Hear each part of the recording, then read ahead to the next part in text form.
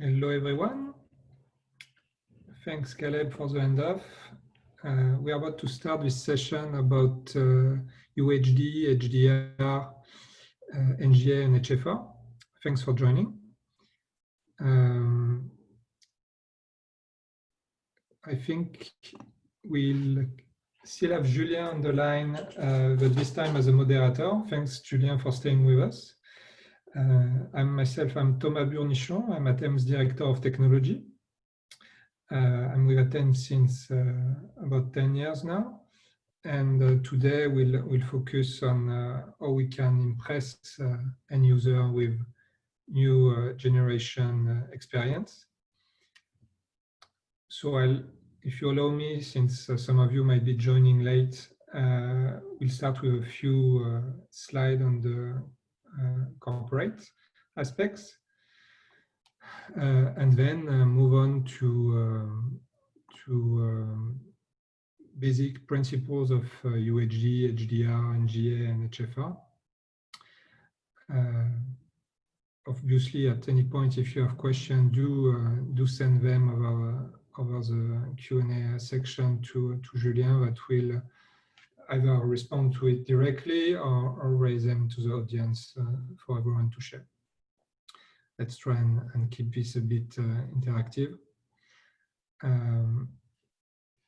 But first things first, a few words on Athem. We've been around for quite some time. We have actually been founded in 1991. We started as a design house, providing some people like Tandberg, Ericsson, or Harmonic with intellectual properties for their compression stacks. And it worked quite well. And over time, we decided we wanted a bigger slice of the pie and started to push a product to actual users. And that allowed us to get traction, go public in 2014. And we've been growing quite a bit. Last year, still 18%, getting to a total result of 66 million euro, which is roughly 73 million US. This good result and good growth allowed us to hire quite a bit over the last few years. We are now getting close to 300 people in our company, spread over the world. You can see on this slide how we are here in LA, but also on the other side of the US, all over Europe, in Asia, and also a lot in LATAM. That being close to our client is really key in our process. I'll get back to this, but this allowed us to continue to grow and secure good business relationship with our clients.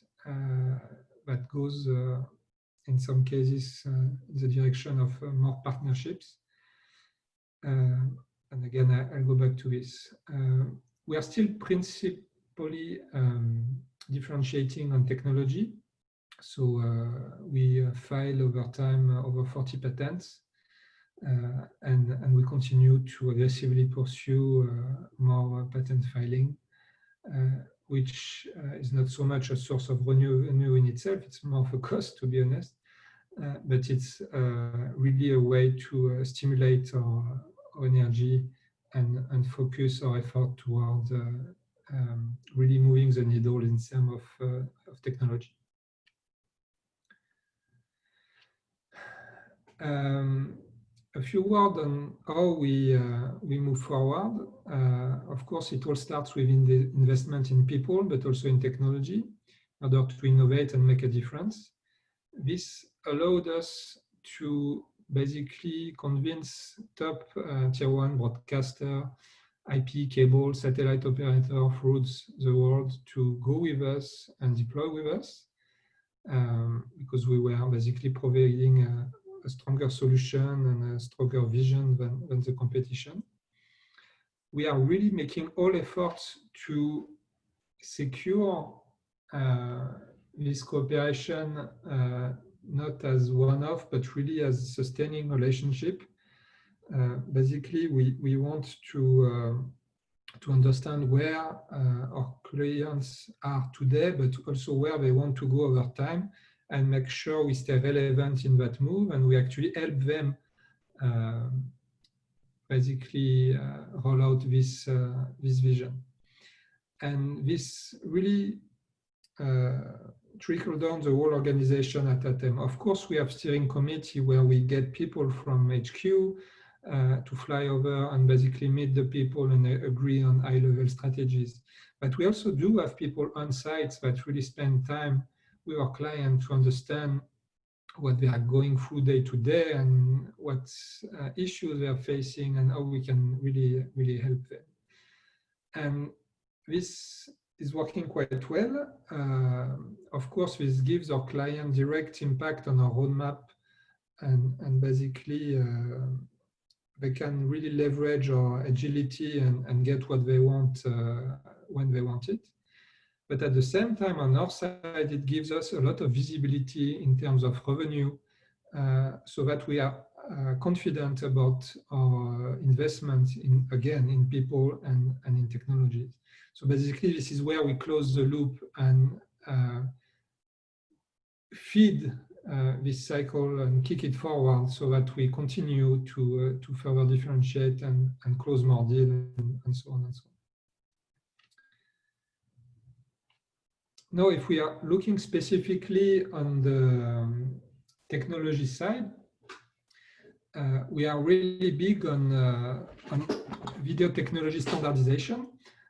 So of course, with ITU and MPEG over the last some 20 years or so, the last kid on the block being VVC, Versatile Video Coding, that is expected to be released this year in terms of specification, and on which we are participating.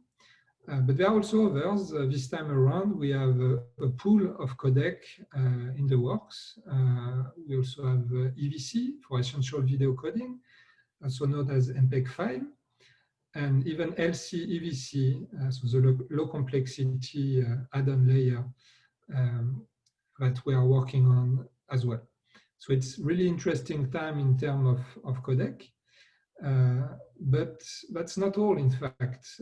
Those traditional standardization bodies are very potent, but we also see the ecosystem moving in other direction, and we are embracing that. We are not necessarily saying those are antagonistic trends. We do feel everyone has its place in current ecosystem. And a good example of that is our participation in the Alliance for Open Media, AOM, which first initiative resulted into the standardization of AV1, which is another codec on the block that can be used for today mostly OTT deliveries, but potentially down the road also deliveries on managed networks with very good compression efficiency on par with HEVC. And which was basically created on the premises that HEVC had too many royalty complications, which is why AOM was founded, and big names like Google, but also Netflix or Amazon, and later joined by Facebook, for example, joined forces to basically come up with a new delivery scheme for video over the internet. And I even forgot some more. We are also very active within ATSC3, which is really important these days, and which is another way to basically make converge the worlds of broadcast and broadband, on both of which we are active and where we want to lead the charge.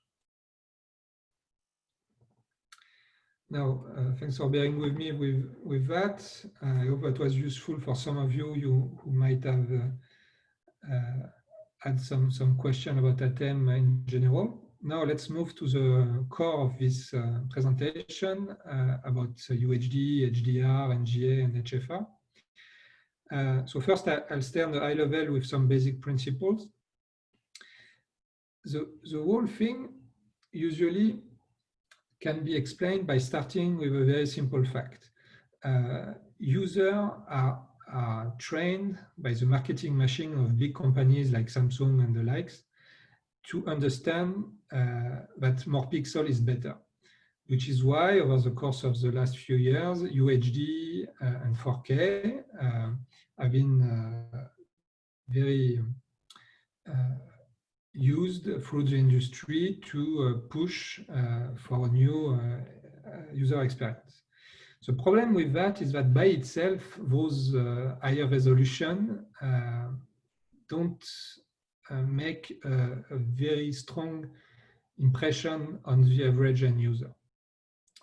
In fact, there is a diminishing return over time. So when we move from HD to HD, there was a big return, but now the move from HD to UHD is not as big. That being said, UHD and 4K are still very important marketing tools to justify purchasing new hardware and basically refreshing the install base. So there is no argument that this is what people hear about. The argument is not about that. The argument is about how to make sure that what they see when they buy a new expensive 4K set, how to make sure that what they see is really different than what they used to see on their HD screen.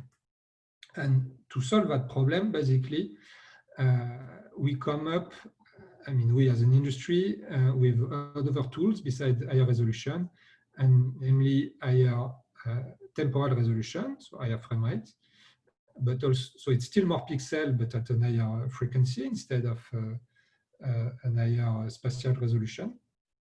It's very important for sports, for example, because you don't really care so much about the detail in the crowd, but you do care about where the ball is at every given time. And so besides those additional pixels, there's also better pixel, and that is done thanks to using wide color gamut, basically deeper color, but also HDR, which means brighter pixel and also darker pixels.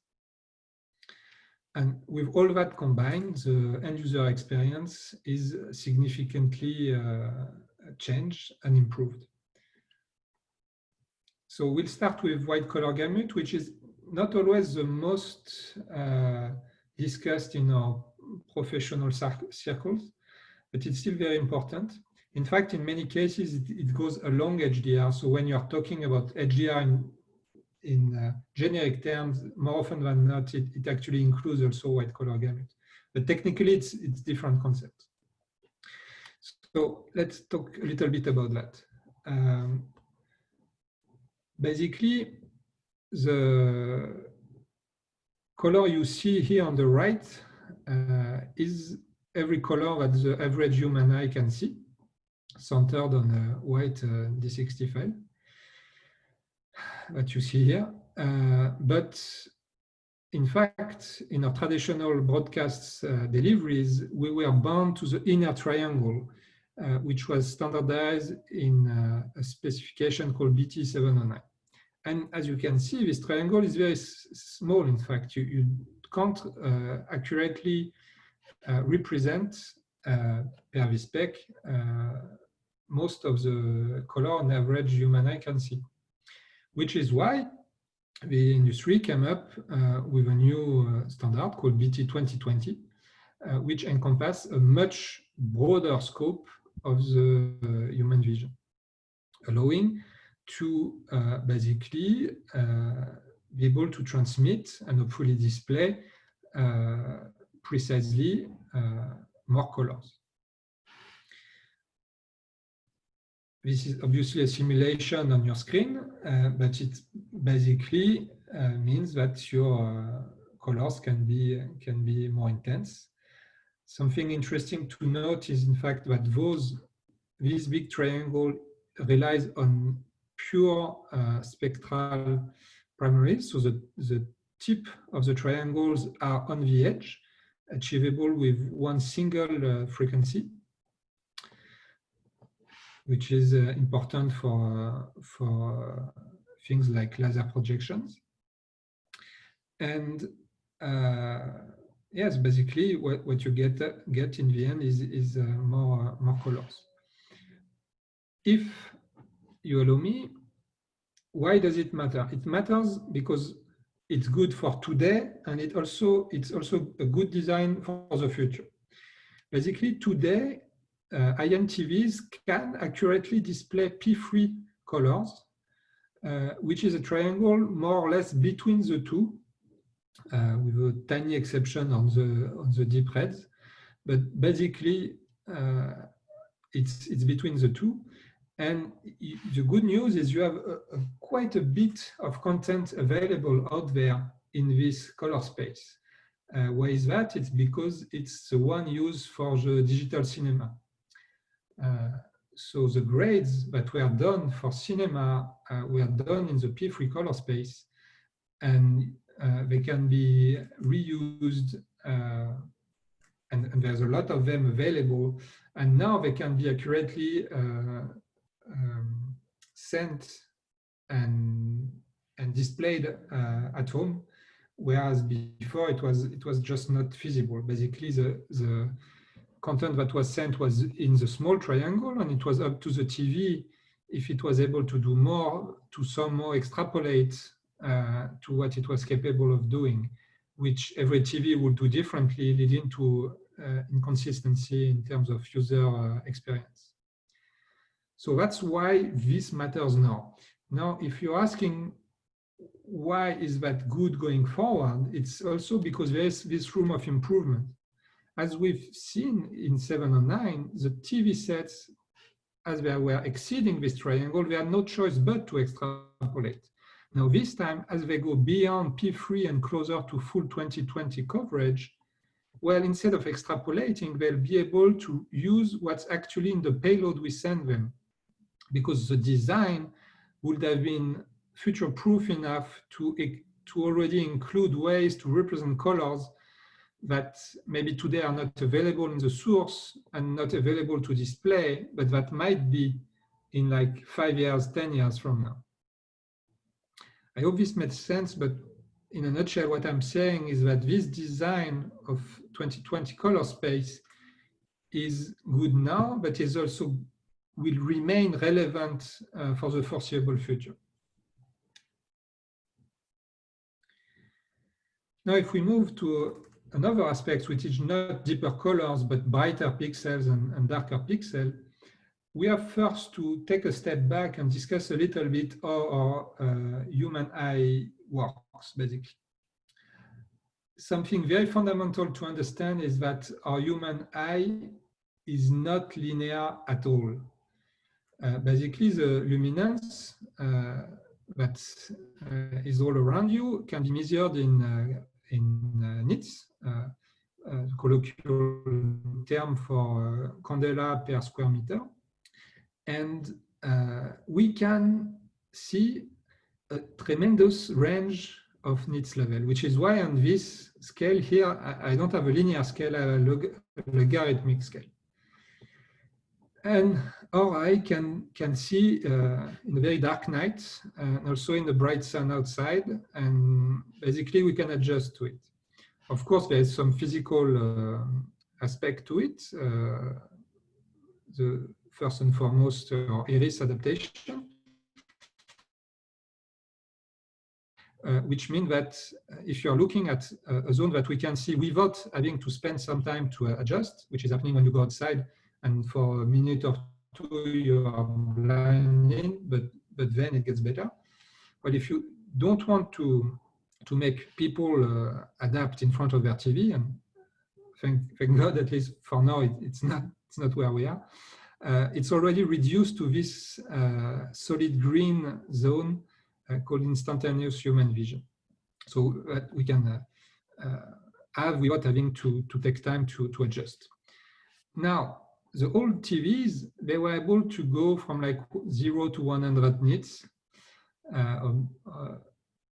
not a pure zero, of course, but basically maybe a few decimal at best. So which is this red arrow here. And with HDR displays, we can vastly exceed that, both in terms of maximum luminance, and typical values for OLED are like 800, and for LEDs are like 1500.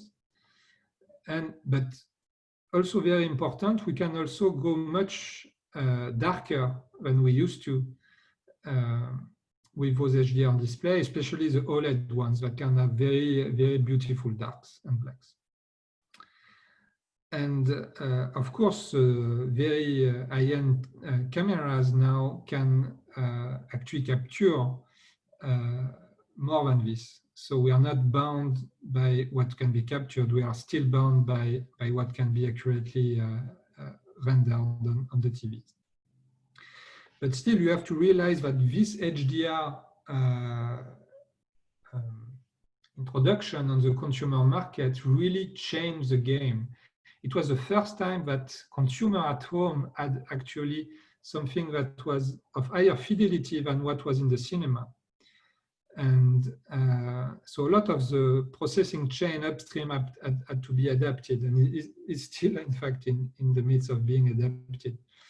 From acquisition to post-processing, effects, of course, and on our side, compression and delivery. But that's good, because basically we were giving more creative freedom to the creator to play with, and that's always good. When you give them more tools, they can come up with better visions and better artistic achievements. And again, this is designed to last, because the format we are using in many cases called PQ, I'll go back to that, goes up to 10,000 nits, which is way, way above what the consumer device can reach today. And to go back about the creative side adaptation, it was fun at first to see that some consumer devices started to appear on the studio lots to actually do some grading instead of professional equipment, precisely because those general public devices were for the first time catching up, and in some cases exceeding the professional gear. So this really was, and still to some extent is, an interesting time, because we are pushing the limits of the whole chain to improve the experience in the end.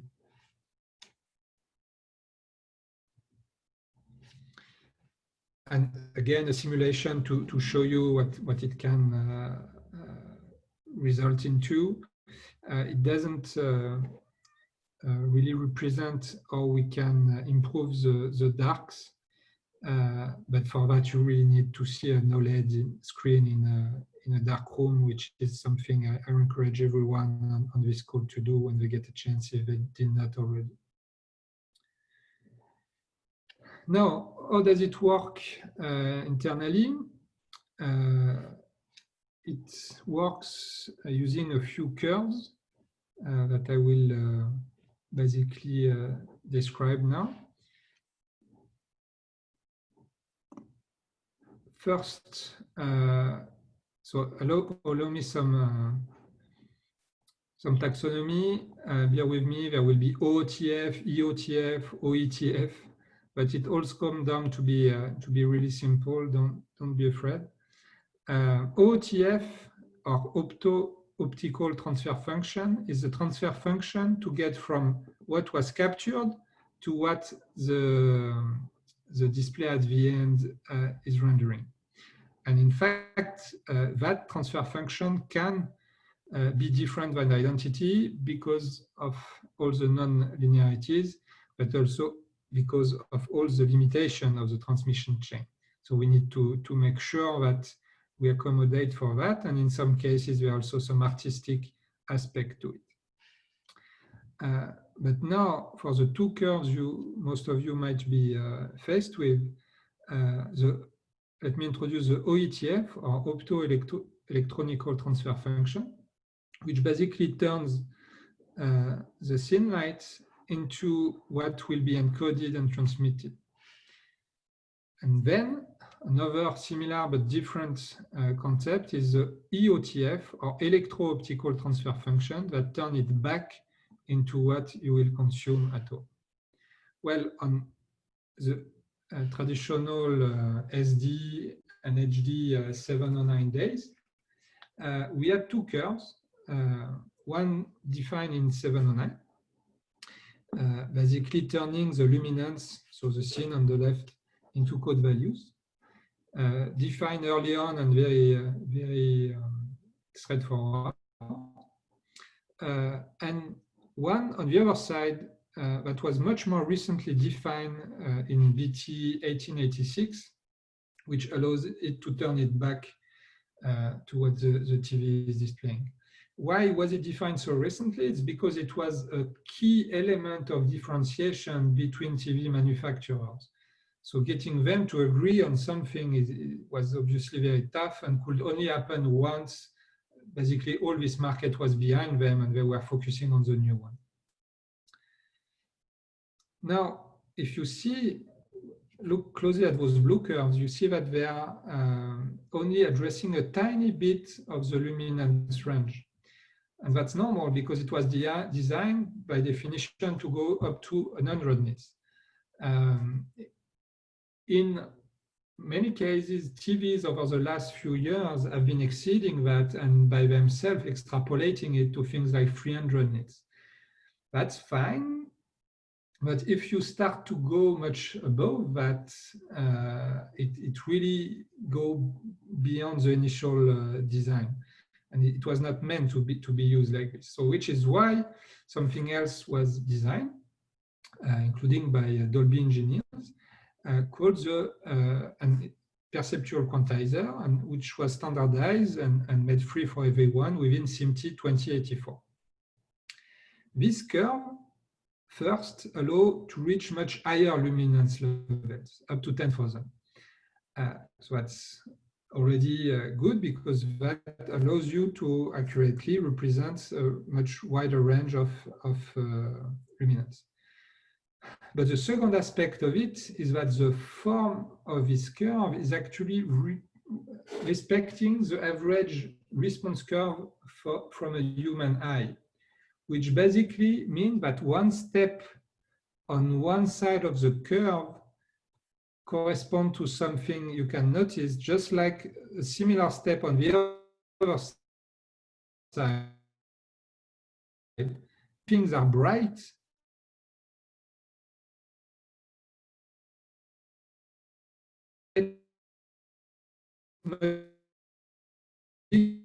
Steps because we won't notice the difference.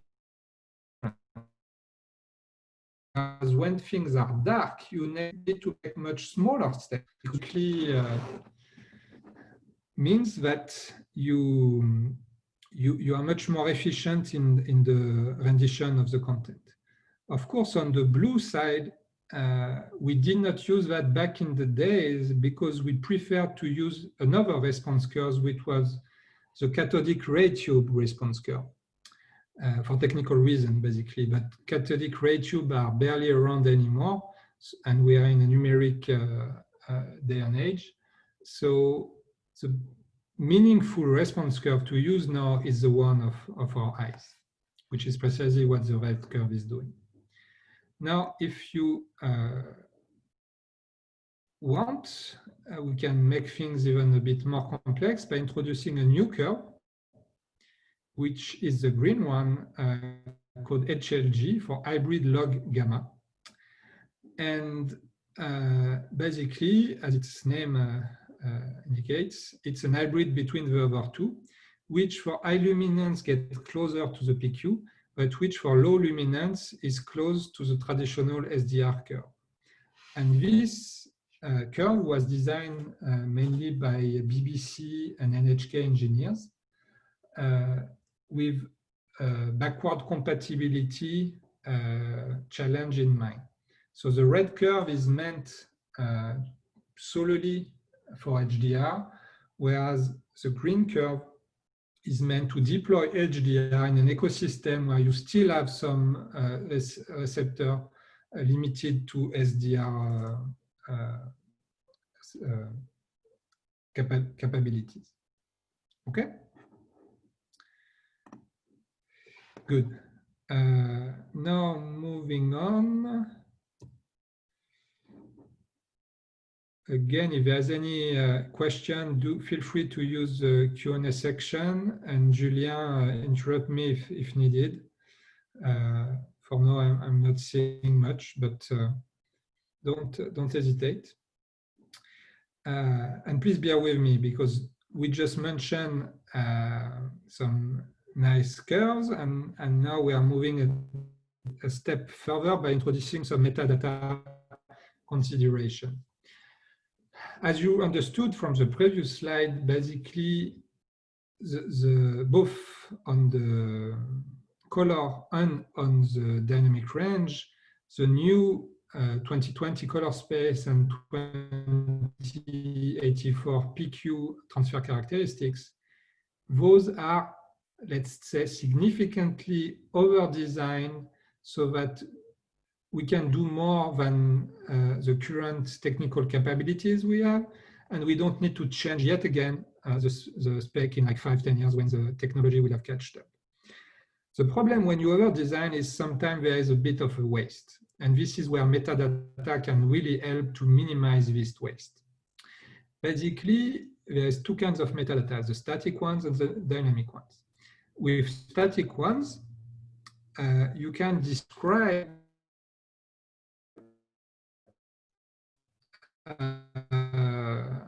the PQ and the space for a single volume, where basically you are telling the receiver that within your 2020 and up to 10,000 nits color volume, which is what you see here on the right, the big block, you can use maybe a smaller portion, something in between the 709th and the full big block. Maybe, for example, you could say that you're only using P3 color spaces and that you are topping to a maximum, or actually you used a mastering display that was going to a maximum of 1500 nits, for example. So that anything beyond that is not normal, because initially it was not meant to be there. It was not what the colorist saw on his grading station. By basically signaling that in the asset, you can tell the TV to adjust its rendition, because the TV most likely is not yet capable of doing the full 2020 and the full 10,000 nits rendition. It might only be able to do a portion of that. But if this portion is above what you're sending in the 2086, then the TV can know for sure that it won't have to do anything, because it will never exceed actually its capacity. Even if the format that gets in could potentially go up to 10,000, it will never go that far, so it doesn't need to take action to be ready in case it does exceed its capabilities. In the same principle, there are metadata called MaxFall and MaxCLL for frame average light level and content light level that can instruct in advance the TV about the characteristics of the content that's getting in, so that it can adjust its processing. Again, that's static metadata. If we want to go one step further in terms of refinement, we can introduce dynamic metadata. Why is that? Well, first, because through the content, things are changing. It's not because you have a very dark scene and a very bright scene 10 minutes further in the movie that you need to adjust the dark scene according to that upcoming scene. So having dynamic metadata makes sense. And also because within a picture, as you can see here, you can have various zones that could be very interesting to dynamically monitor, again, in order to give information to the TV so it can adjust its processing. I won't go into too much detail on all that. Just know that there are competing technology for the dynamic metadata space. First one is called Dolby Vision, 2094-10. Second one, actually second and third is Philips and Technicolor that agreed to bundle their approach within 2094-20 and 30. And last one is the one from Samsung called HDR10 Plus, standardized within 2094-40. All that have pros and cons, but in many cases, all it comes down to is what the end user device can support. Because something we clearly recognize is that dynamic metadata can improve significantly the user experience.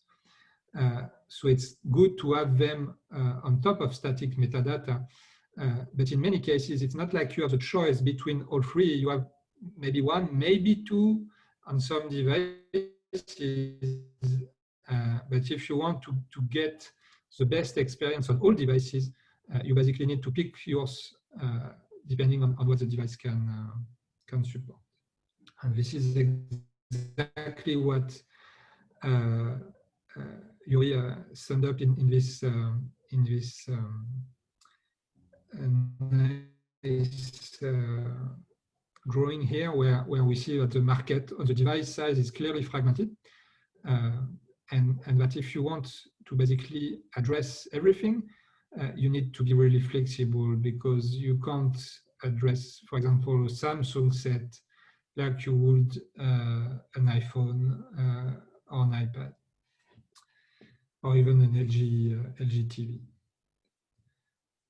And that's precisely why we chose to really embrace all those technologies and not reduce option to only some of them, but really allow and enable our customer to really use what was the most sensible in each and every of their situation. And yeah, it's really situations, because in many cases they can't just settle on one format and be done with it. They need to embrace a complex ecosystem. Good. So on the Titan side, Titan is a product name of our software transcoder. What you can see is that we support everything on the market, so Vision, Technicolor, Philips, and Samsung. We are deployed on major HDR use cases. I'll go back to this in the following slides. But important to keep in mind is that we really want to provide flexibility. Even we can support contribution use cases moving to 422 and MAN 12. Most of that today is done in HEVC, but there is also more demand for doing AV1 in HDR, and we have everything needed to embrace that. We are already testing some AV1 10-bit decoder, because 10-bit is clearly something required to have a good looking HDR stream. And yes, basically our product portfolio is really HDR capable, and probably the most deployed one on the market today. A few concepts real quick, because I want to be conscious of the time and save some time for Q&A. Really quick on NGA. NGA stands for Next Generation Audio. Two main competitors on this segment, AC4 and MPEG-H. We support both. Again, we are really here to enable the people to do what they need. It's important to mention, because although we are primarily researching video topics, audio is obviously a key part of an audiovisual experience. In many cases, you can actually improve the perception of the video just by improving the audio and just keeping the same video. And also because NGA is bringing a lot on the table. So you can personalize content, basically choose your commentator, increase its volume, or complete to a localized version. You can move to more immersive working points by going beyond the traditional 5.1 by adding some 8 signals in the ceilings. They don't even need to be static anymore. You can have sound fields and really three-dimensional sounds that will adapt to your loudspeaker setups and even your headphones. Accessibility is a key feature, again, with the ability to increase dialogue, but also blend in some audio description. That's really big and an important feature moving forward, where we want to be a more inclusive society.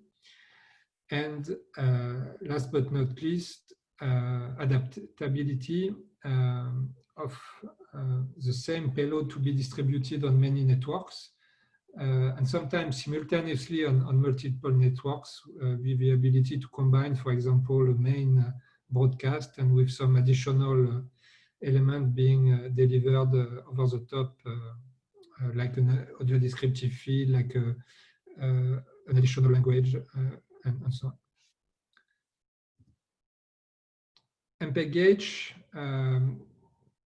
I don't want to go into a point-per-point comparison. The two have very strong value proposition and are seeing meaningful deployment all over the world. It's still about interactivity, about immersion, about universal access of the payload across networks. And we are even pushing the envelope. So of course we're working with Fraunhofer, but we're also working with people like Qualcomm to go even beyond the immersive experience like we traditionally deliver it, and go to new working point like higher order ambisonics. It's really about making a better experience, a more flexible experience, and basically improving the final renditions. Something I failed to mention, but is also true, is the ability to just keep the same old experience but reduce the bitrate required to deliver it, which is really key when we want to reduce delivery costs. But that goes beyond the scope of today's presentation. Here, for the new experience, it's really the NGA aspects that we want to put forward. So let's give you some workflow examples. In the time we have left, first of all, a straightforward HDR10 workflow, where you have an HDR production that can generate S-Log3 from a Sony camera, but also in some cases directly in PQ. If you are an S-Log3, you'll need some conversion to move to PQ and feed that to UMaxCLL, and then encode that, in that case in HEVC, and deliver it down the processing chain to the final users over their set-top boxes, and basically enjoy an HDR rendition, provided they have an HDR-capable display hooked up to their decoder. We demonstrated this back then, and it's maybe simple today, but back then it was pretty innovative to be able to do that end to end. Now, if we are looking at an HLG working point, basically we can still produce in S-Log like we did for the Euro in 16 as well. But more recently, you can generate directly HLG out of the cameras without requiring any LUT after that, and feed that to an encoder. So we did that on the various Roland Garros, and even for the World Cup with a partner in KPN over in Europe.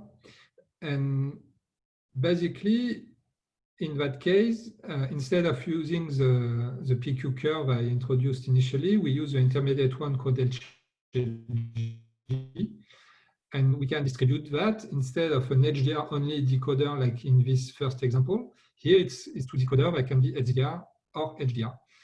And based on what they are hooked up to, they can render in HDR or SDR. Again, still rather straightforward, but the initial one in 16 were quite innovative. No more recently, we started with dynamic metadata.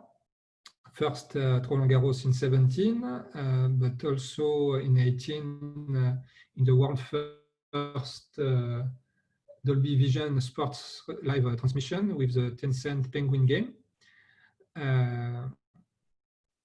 And in that case, basically, you can use, well, what we use in that case is a dedicated Dolby unit called an HPU that was basically generating the dynamic metadata and feeding that into a Titan over SDI, so that we would encode it and send it, so that you can do a traditional HDR if you don't have a Dolby Vision box, but if you do have it, you can use the dynamic metadata to further improve it and even dynamically map it to whatever capacity the TV has, including down to an SDR signal. Again, that was innovative at the time, and since then we productize it by basically collapsing the Dolby Vision box and the Titan box into one, and basically being able to use IP input and deploy that anywhere, both on-prem and on the cloud. But in the end, the processing is the same. It's just that instead of residing on the dedicated Dolby server, it's now integrating within the Titan itself.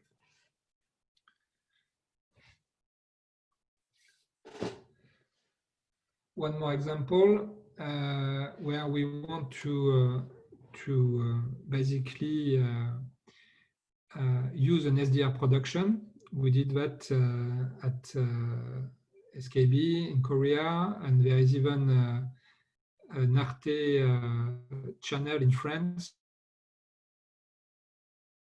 now running using that. So first, you can just basically use the up conversion by Technicolor to consume it as vanilla HDR10 signal. Basically, that's what happened on free boxes by the operator Free Telecom in France, where there is no requirement to really use the dynamic metadata, but you can also, if you have technical capabilities loaded with applications like Molotov in France that include retransmission of Arte channel. Failed to mention to some of you, but Arte in fact is a channel in France. It's a broadcaster with the channel that is using a similar setup.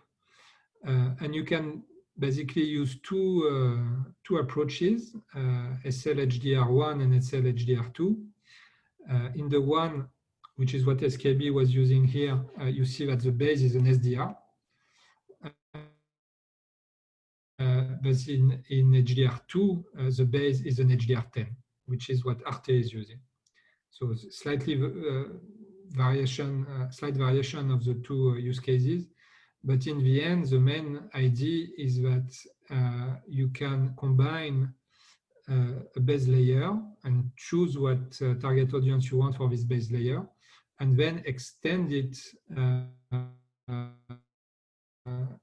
to a premium audience using color technology, provided this premium audience has the Technicolor technology in their receiver.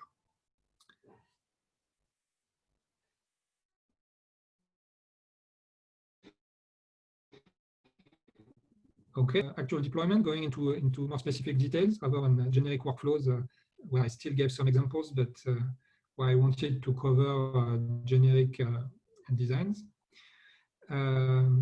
This one was done in summer 18 in Berlin with the European Athletics Championships. And basically, the EBU there with many broadcaster members like BBC, RAI, France Télévisions, wanted to use this opportunity to, which is an athletics championship, to try some new technology like HDR, but also HFR. This event was covered in 100 Hertz in HLG produced, which you can see here on the left. And so HDR, HFR, but also next generation audio with three nice workflows. You can see there in parallel with all the big names for audio, with Dolby, of course, and Fraunhofer, and even Qualcomm, where we had an AC4 514 bed. So it's a 5.1 like you're familiar with, but plus 4 8 signals, plus 4 dialogue, which allowed you to pick different languages to be mixed into the main ambience sound. Same was done in HLG, 514 plus 4 dialogue. And in Qualcomm case, we went to HOA. And still using a Fraunhofer encoder, but with featuring Qualcomm technology. In terms of video, it was HD because we had a software solution here. There was also a hardware solution doing UHD 100, but keeping it to even to a severe rate proved to be challenging. In our case, we were sticking to HD and adding things like HDR and next generation audio on top of a software approach that can be flexibly deployed anywhere. And now that we have since then more powerful machines available and some code optimization on our side, we could probably look at doing a UHDP 100 natively, again on software and with the premium module, which is really nice. And all that moved to a MUX, to a satellite modulation, and to a distribution to HDR clients. And it worked quite well. We had good feedback on these events. We have some 7 minutes left and a few more slides on actual deployments. I'll go through them, but I encourage you, if you have any specific question, you relay them to Julien, that will not hesitate to reply or bring it up to everyone's attention. So let's talk about the French Open with France Télévisions. French Open was another really nice rollout we did.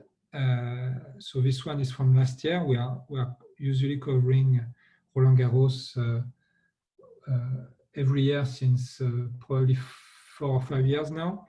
But last year was the first time it was fully covered using France Television 4K cameras. I think only 2 were still in HD. Is the one, the mobile one that can move, and the one on the net. And these one were upscaled. But then all the production was done in 4K, in HDR, and with NGA. And we would basically encode that and distribute it over both terrestrial with TDF and satellite with Eutelsat, and even on IP with Orange. And yeah, it worked quite well. That's what you can see here.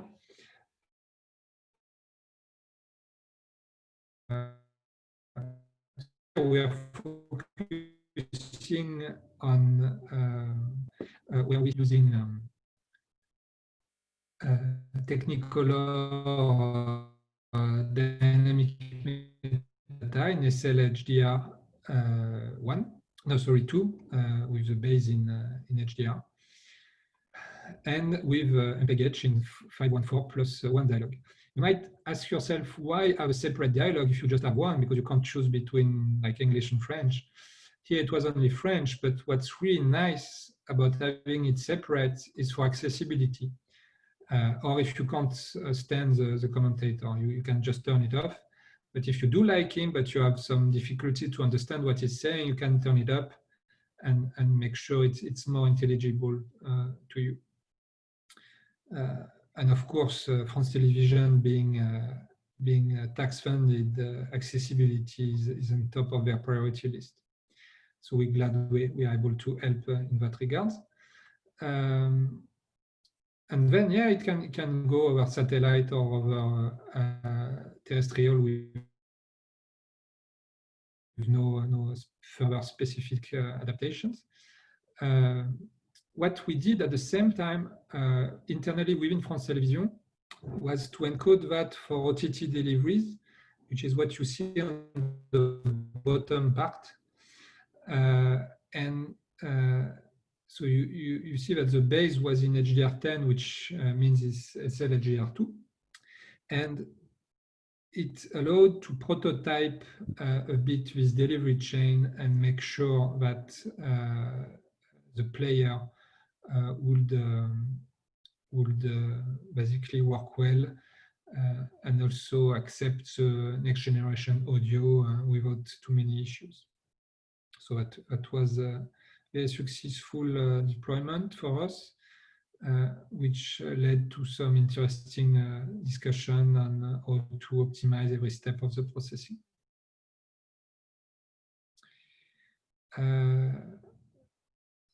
The one before last, Eurovision. A few words on that. Eurovision last year, again done in MPEG-H. We wanted to do this, the one this year also with Dolby, but with COVID happening, it will be for another time. What's interesting on this one, in the few minutes we have left, is that you had a lot of different audios. So the song contest brings together countries for all across Europe. So it's really important to be able to provide multiple languages. And you can even push that to the extreme, which we demonstrated then at IBC last year, where you can even add beyond those some more that you, however, deliver not on your terrestrial or satellite links, but over the internet. Which can be, and so still provide them with their own language, including for diasporas, without having to broadcast it and bear the associated cost for the whole population. So it's a very interesting and efficient way to combine technologies, and also a typical example of how bringing together broadcast and broadband can help serve everyone to the maximum of what's feasible. So that worked quite well.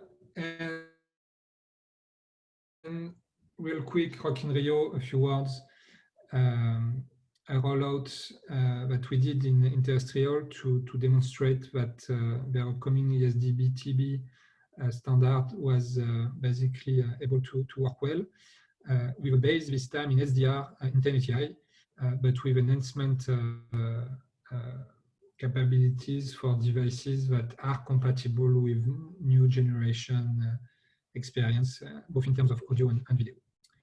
We also demonstrated it over 5G and did some OTT deliveries, in that case in SDR, but it was, I think, down to player limitations. So there's nothing in principle preventing from using also HDR for this one.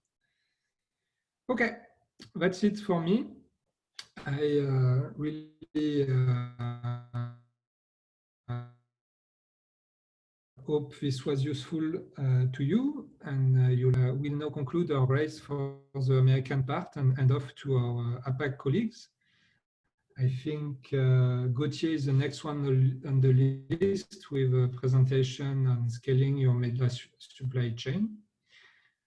Thanks again for your time, and have a good one. Bye-bye.